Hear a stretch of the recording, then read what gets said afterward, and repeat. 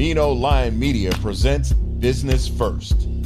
Hi all, and welcome to another edition of Business First with Sonia and. I am your host, and today we are having part 2 of our conversation with the amazing Rhonda Ridley, who is the CEO of Affinity Public Relations. And so last week, we talked a lot about her personal challenges, personal lessons, and all of the things that she had gone through that really helped her become the businesswoman she is today. And so, some of the things we talked about was the importance of listening and being a student of life, how to make sure that you dispel all of these negative beliefs that we tend to carry about ourselves. And she had a particular tragedy that she was able to overcome. She was paralyzed for over a year and a half. And whereas that sounds tragic, and it was at the time, Rhonda was able to learn a lot from that time that she got to spend with herself. She got to learn more about herself. She got closer to God and learned a lot about who she was about to become. So without any further ado, want to welcome back Rhonda. Rhonda, thank you so much. Hi. Thank you so much for having me a second time. Oh my gosh, we covered so much last week that we did. That we didn't talk about business really. But what was really cool about this is that a lot of times people, when we admire people in business, right? We admire them as we see them, right? The successes that they are. And for a lot of us, there was a journey before we got there. There were things that we had to overcome. There were people that we may have had to dismiss or forgive, or, whatever that road had to be for us to be able to move forward. And so felt like that you were kind of prepping us last week to tell us about all of the things that had happened in your life. Some that would have been, and for the people who weren't here last week, I just want to quickly go through, that tragedy. You were working in a job that you had been feeling that you should have left a long time before. And at the job, you had an accident where you fell down a flight of steps, which left you paralyzed for roughly 15 months, roughly a year and a half. And it was an accident in which the doctor said you would never walk again, right?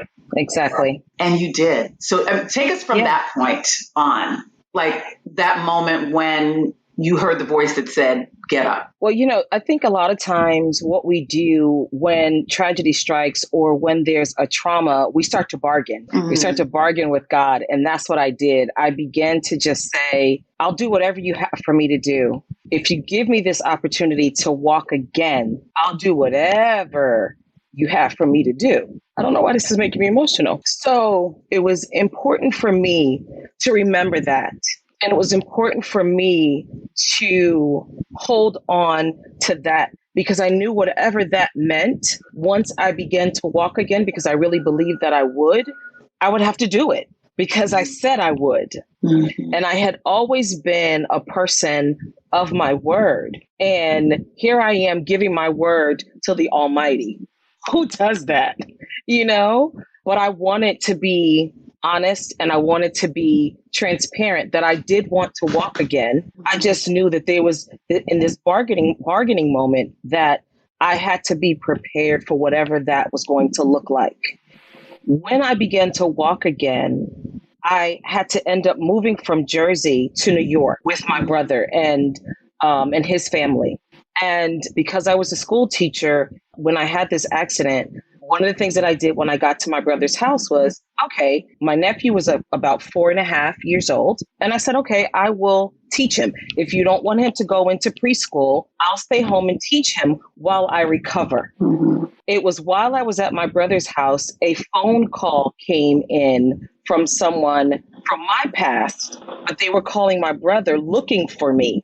Wow. I pick up the phone, and because my sister-in-law and I sound alike, they called her name. And I said, no, this is her sister-in-law. And they were like, this is Rhonda? And I said, yeah. The person told me who they were. And they said, I'm calling your brother looking for you because you're no longer at your address and you no longer have that phone number. And I was like, oh gosh, it's beginning. It's starting to happen. Wow. That thing I bargained is beginning to happen. And I said, well, what's going on? What do you need? oh, well, I'm leaving this job and they said that I could give it to anyone that I wanted to. And I thought of you. Oh my God. And I said, well, I don't teach anymore. And she says, it's not teaching, it's data entry. And I was like, what is that? She explained it to me. And I was like, oh, I don't want to do that. And immediately I heard God's voice. You're going to do whatever I ask you to do. Wow. Because I'm taking you on a journey.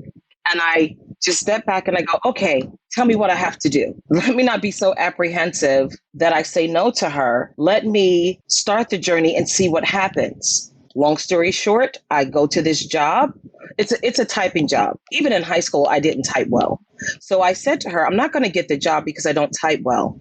I went to the job interview on a Wednesday. I started on Friday. And I'm like, why am I in a data entry job? Like, why am I here? I was there to meet my husband because 2 days after getting this job, I met my husband at this job. Long story short, again, I was only at this job for 7 months. By the time we got to know one another, he said to me, just came to my office one day on a Thursday, and he said to me, you're always talking about starting this PR firm. Tell me exactly what you need to start a PR firm.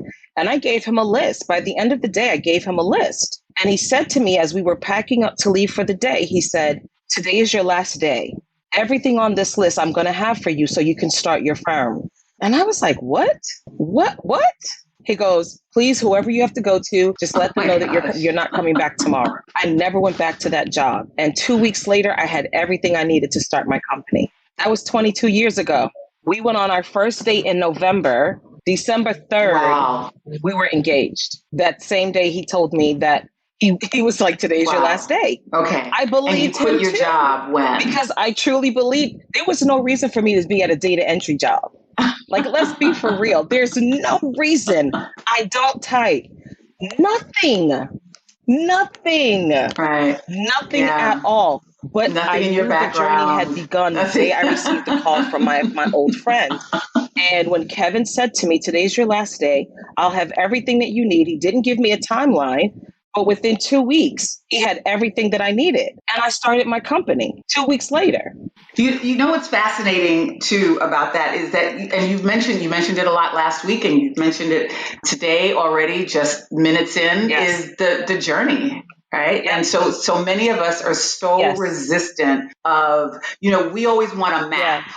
Right, to plan everything out in terms of yes. where we're supposed to go. We always need to know the next step. And we always think in terms of what's really logical, right?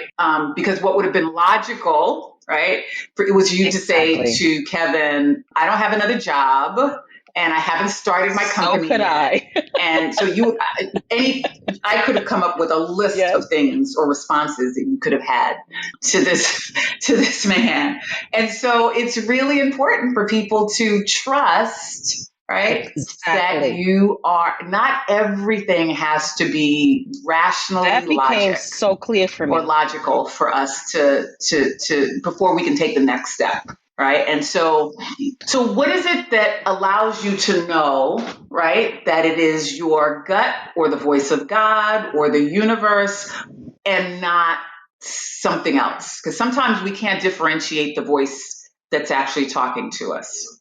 So when I lived with my brother, the same way I prayed about having, you and I talked last week afterwards, the same way I prayed about having female friendships that I had never had before, I also prayed about being able to hear and understand his voice. You remember when we were younger and we were outside and you were outside with your friends? It didn't matter whose parent called. You knew if it was your parent or someone else's.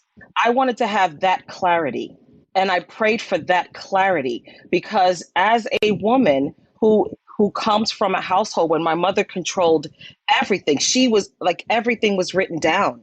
We knew everything that was going to happen, why it was going to happen. And I began to live that way as well. And so God wanted me to live in faith. I was not living in faith before. So as I am now and 22 years later, once I gave all of myself to understanding God, his voice became very clear. It sounds completely different than my own.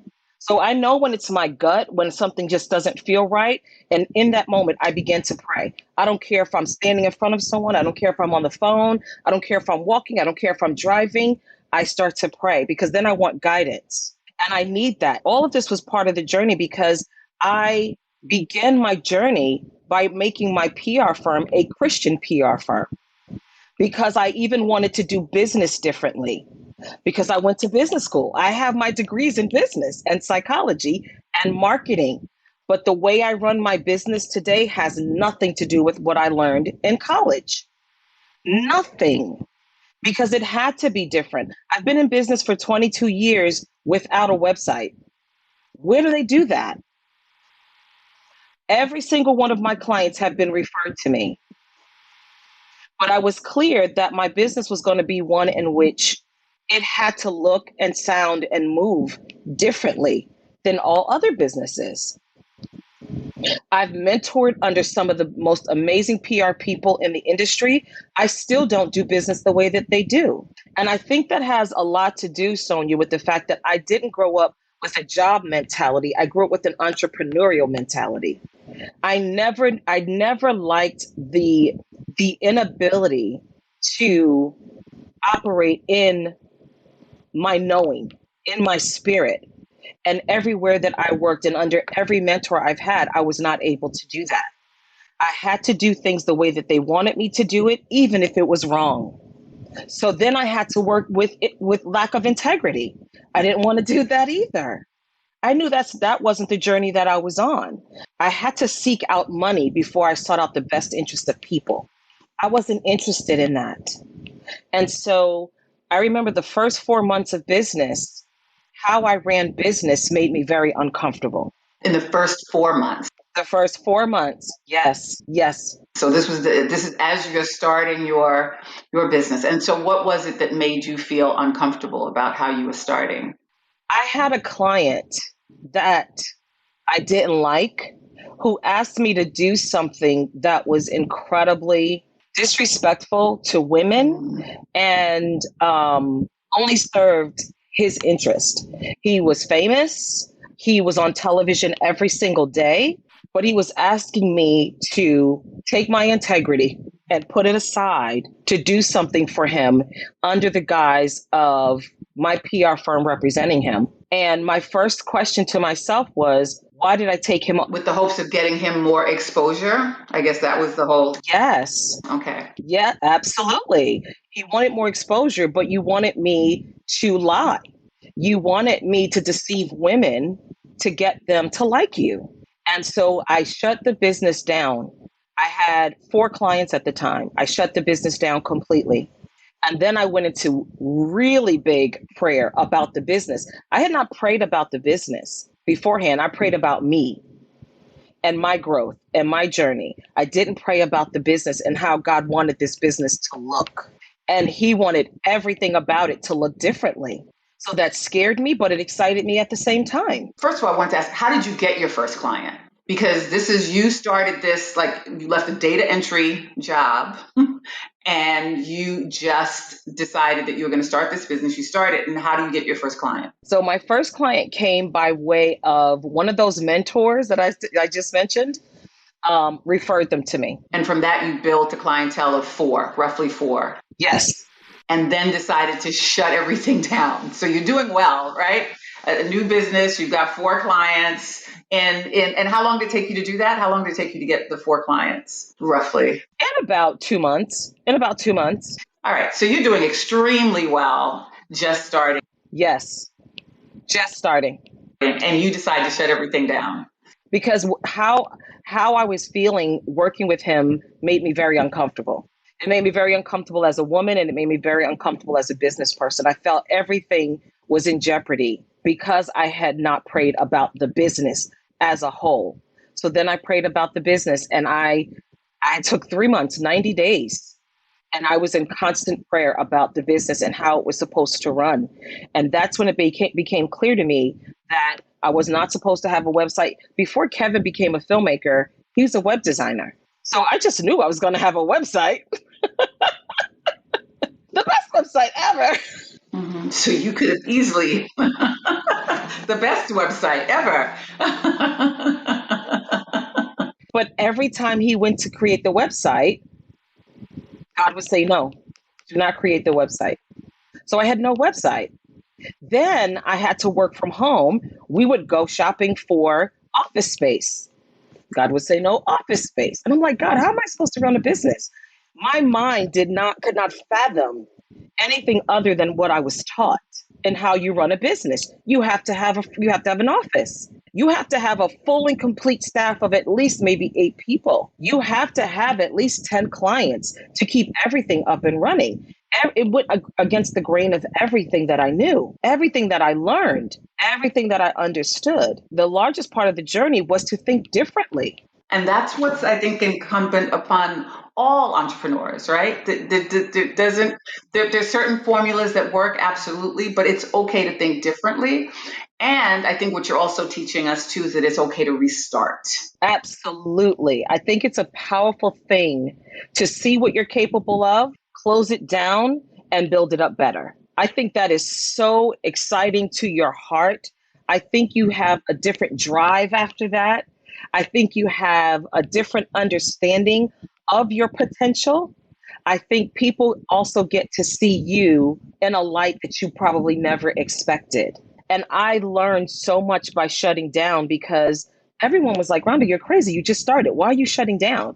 I gave my clients to other publicists. And they were like, why are you giving me clients? I'm giving you clients because something's not right here. And I wasn't afraid to say something's not right here. I then had to really take on that differential thinking and be okay with that. And when that 3 months was over, and again, and I hope everyone is not turned away because I bring a lot of spiritual context to this, but this is how it happened for me. That this is your story. Absolutely. We have to honor that. Absolutely. Right, exactly. So after the 3 months, Kevin and I, we were part of a very progressive church, and I had a dream about my pastor calling me. And he was saying, I need you and Kevin to get to the church immediately. And it startled me. So I woke up. An hour later, my pastor called and he said, what are you and Kevin doing? I said, we just started our Saturday. Can you come to the church? We went to the church. We didn't know that they were starting a record label at the church. He said, we have these 2 amazing Christian rappers that need representation. Can you represent them? And I was like, I hate rap. No, I don't want to represent them. No. And then I'm looking at my pastor. My pastor's just befuddled because he's like, really? And then we have one of our really great friends and a client was the CFO of Bad Boy, who was helping my pastor with this label, who was a member of our church. And he goes, Rhonda, we need you to do it. We just really need you to do it. And Kevin, we need you to film the first video. And I'm like, oh my gosh. And when I tell you another part of the journey, wow, you're not going to do PR, Rhonda, the way you've always done it. I have a Christian rap duo. I hate rap. And now I have to go into media that I had never gone into before and try to get them interested in Christian rappers. Really? So again, long story short, we got the cover of the New York Times. We performed at the Pentagon. We traveled the country, all because I chose to accept the journey, even though it did not look like what I wanted it to look like. And from that, all of my clients have come, literally. Just from that rap duo and what we did for them in a short period of time is where I am right now, is why I am where I am right now. And you should let people know that you have a diverse clientele. You are over the years. Very, very diverse. Tell us some of the types of talent that you have. You don't have to mention names, but some of the types of talent that you've worked with. Music clients, A-list Hollywood celebrities, also referred. You've got to work very, very hard. Network streaming companies, the National Urban League, Kim Fields, Roland Martin, just a massive amount of people that we've worked with. One, from a woman who has had no experience in PR. 2, wasn't seeking PR. I wanted to be in fashion. And when I tell you, when I look at the resume of the things that I have done and who I have done, celebrity chefs, television shows, television series. This is because of the imprint that I have been allowed to make in the industry. It's because of that. So for me, I've always wanted to be able to keep a large amount of humility because I didn't do it the way everyone else did it, because business does not look to me the way it looks to everyone else. I still wanted to be able to maneuver in my industry the way everybody else does, because I still want to be a part of the industry. I may not do things the way everyone else does them, the way I'm told I should be doing them, but I still want to do them the way that I know that has always worked for us. And I still want to be a part of the industry that is still absolutely magnificently growing. And there's still clients out there that I know are waiting for me as I'm waiting for them. So tell us what this last year has been like for you, because like so many other people affected, I don't even think you can say anybody has been indirectly affected by the pandemic. I mean, this last year has been impactful for so many of us in so many different ways. Um, and business has obviously been affected in a lot of different ways. Some people have done really well. We've read the stories about, the people and the companies that have just made even more money during this time. But a lot of people have struggled. And I think a lot of people, when times are challenged, they expect to struggle. And that's not the advice that you would offer someone in business, would you? No, no. For me, this past year, initially I didn't know what to expect, but I was open to whatever happened because I had never lived through a pandemic before. I didn't know what that looked like. I didn't know what it could possibly look like economically. I didn't know what it could look like with regards to whether there was still a base of clients that needed services. I didn't know what it would look like for my staff. And so what I can say, by the grace of God, business has not slowed down at all, at all. I think I was ahead of the game because I've always worked from home. I didn't have to pivot in that sense. I didn't have to do any new marketing to drum up clientele. People were still referring folks to me. I actually brought on new clients during this past year.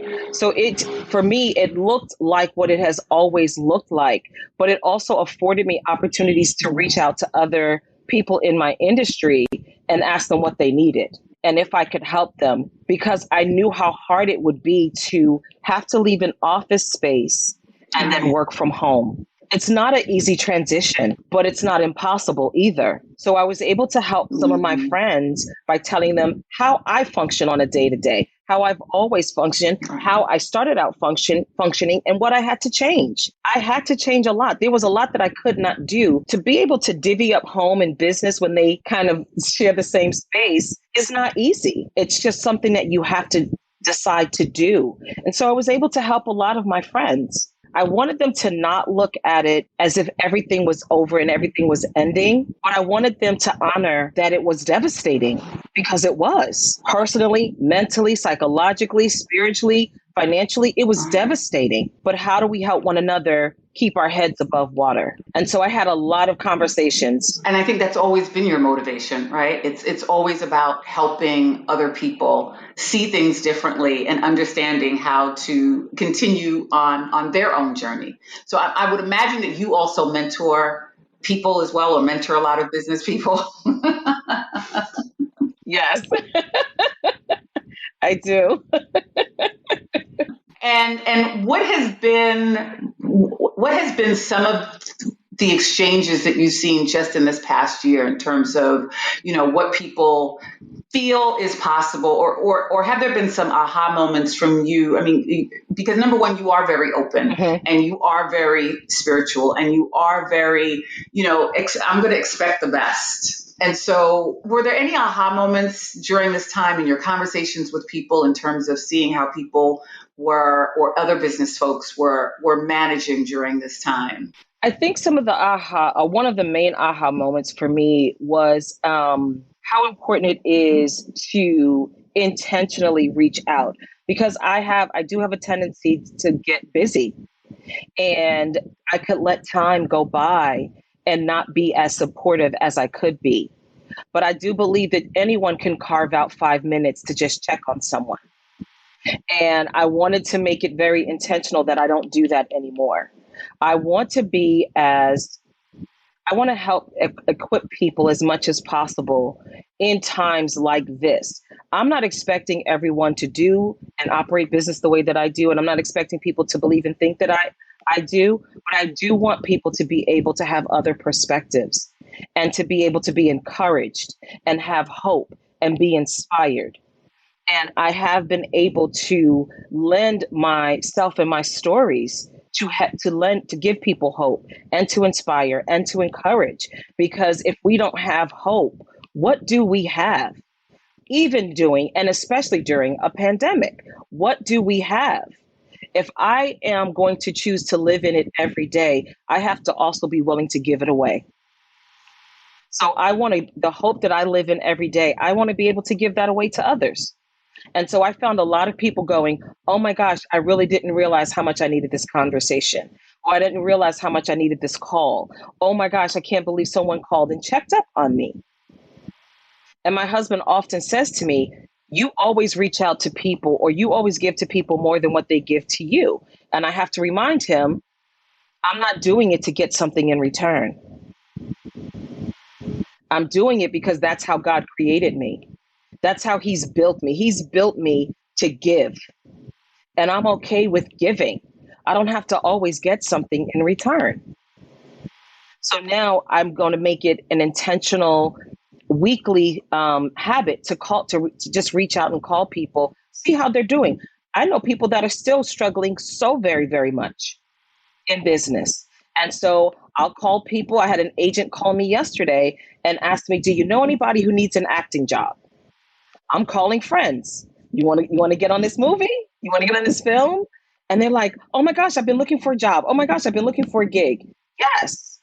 You don't have to give me anything just because someone called me and told me that I could bring someone to a film. Go and have a good time. Make some money. It's not about what I get in return. It's what I'm willing to selflessly give away. We don't want to selflessly give away because we always feel like we're not going to get anything back. I promise you, Sonia, as much as I have given away is as much as God has restored for me. I totally believe that too. I mean, for me too, from a spiritual standpoint, we live in an abundant universe. And I think that, Yes. in fact, I listened to something just today that talked about like there's abundance all around us, but sometimes we're the Right. ones who just feel like, I've got to hold all this for me because if I give it Right. away, then there'll be nothing left for me. Or if I tell somebody about something, there won't be an opportunity for me. And it Absolutely. really is, Absolutely. it really is in the act of giving. And that's what I want to do. That you Yes. get so much. You get so much in return. What do you think is next for, I don't even know if you can answer that, right? Because if you stay open and you stay open to all that the universe and God is bringing you, do you know what's next? Or do you have an idea what's next? Or do you have some goals? I know what I desire. I know as a woman, in this PR industry, I want to be able to experience other sectors of PR. And one of my desires is to do film PR. I love, love, love film. And to be able to kind of navigate that film and television. And I was at an event 2 weekends ago, and I just met this woman. Never met her before. We were talking. She asked me what I did, and I told her. And she asked me kind of what you just said. She goes, "What are you doing next?" I said, "I don't know, but I really, really, really enjoy film PR." And she goes, "Oh, I have a friend who works for a production company. I'm gonna give her a call and introduce the two of you, and maybe you guys can work together." And a lot of times, I know what my heart desires. I'll pray about it, and I'll leave it. I don't push and I don't pull and I don't try to navigate it myself. I am fully aware of the capabilities that God has given me. And, like I said to one of my friends, I don't think there's ever going to be a time in this world, in this lifetime for me, that I won't have a job. Everything that I do, I'm able to make money from. Everything. everything, you know, mentoring, writing, television, PR, natural beauty, you name it, public speaking, everything that I am, that is in me, I am able to sustain from. And so I'm looking at a lot of different things. Film PR is so exciting to me. My natural beauty company, I'm really excited about launching that. Um, I'm excited about the talent management arm of the company that we just added, to take on actors and actresses who want to get into the industry. Um, those are my top three. Those are my top three right now. And I'm excited to see what happens. Like I wake up every day excited to know what's the next thing that's going to go on. And I've never been afraid of risk. Never. Nothing has ever given me a level of fear that I go, oh no, I'm not going to do that. I'm not going to do that. But I'm honest. That's really powerful to say that. Yeah. That's really powerful that you can say that. Yeah. What do I have to fear? There's nothing I could possibly fathom that I should fear. When my surgeon said to me, he said, every time I come into the office, when I had to have knee surgery, he says, every time I come into the office with you and Kevin, you guys are in here having such a great time. He goes, I need to set up a meeting for you to come in, and I want to talk about what it is that you do. So we set up a meeting, and I told him, and he goes, can you represent my new office? And I said, well, I don't do medical PR at all. He goes, but I love your spirit. And I said, I thank you for that, but I don't do medical PR. And he said to me, come back next week. I went back the following week. He had 3 medical PR marketing and branding books for me. He said, take as much time that you need to get comfortable with medical PR because I want your firm to represent my offices. And we worked together for about 16 months. Everything he asked for, he got, because I'm not afraid to step in where I've never stepped before. Never, ever, ever, ever have I been afraid. And so I think that's why, another reason why I've been able to sustain for so long. I've never done talent management before, but I have 3 clients on television right now, because I love what I love, what I love. And at the crux of everything that I do is people. And so my love for people has sustained me in this industry for close to, next year is going to be 30 years that I've been doing this with no experience, Sonia, none, just a desire and a passion. Don't let lack of experience stop you. And I'm told as a Black woman, I should be nervous. I should be nervous in this industry and I should fear being in this industry. PR is a predominantly white industry. And I'm supposed to have some level of trepidation when I walk into rooms, when I walk into meetings, when I'm meeting people for the very first time. But I don't. I absolutely do not. It does not matter who I'm sitting in front of. I have no fear at all. And for me, there's no fear in no to me. There's just, okay, I'll see it. I'll find another way to make it happen. Okay.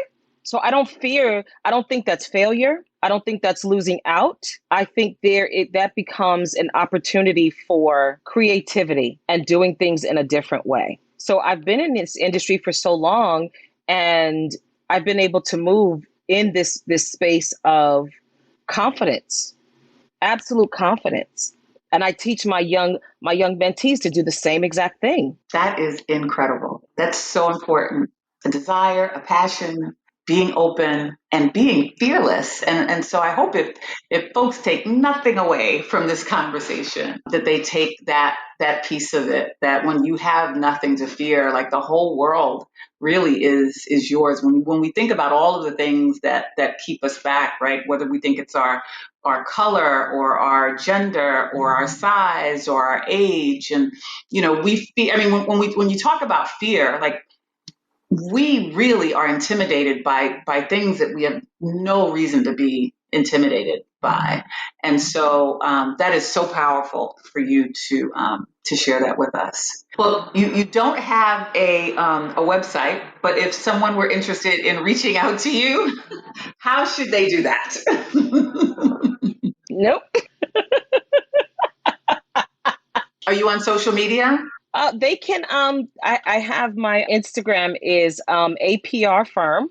My Facebook is Affinity Public Relations or Rhonda Ridley. I have two. My Twitter is APR Firm as well. Where else am I? Are you on LinkedIn?